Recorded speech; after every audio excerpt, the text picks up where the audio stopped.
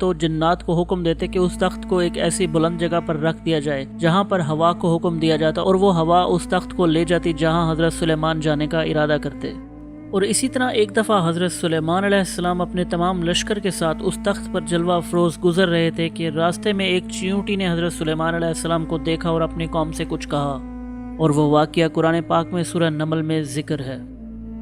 اور پھر کیسے حضرت سلیمان علیہ السلام نے ملکہ سبا کا تخت پلک جھپکنے سے پہلے اپنے محل میں منگوا لیا۔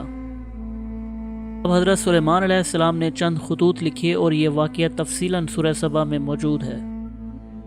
جس وقت ملکہ سبا حضرت سلیمان علیہ السلام سے ملنے کے لیے راضی ہو گئی تو وہ روانہ ہوئی۔ حضرت سلیمان علیہ السلام نے اپنی محفل میں پوچھا کہ کون ہے جو ملکہ سبا کا تخت یہاں لائے۔ ایک جن جس کا نام عفریت تھا، اس نے کہا کہ میں وہ تخت اس محفل کے برخاست ہونے سے پہلے آپ کے محل میں لا دوں گا۔ لیکن حضرت سلیمان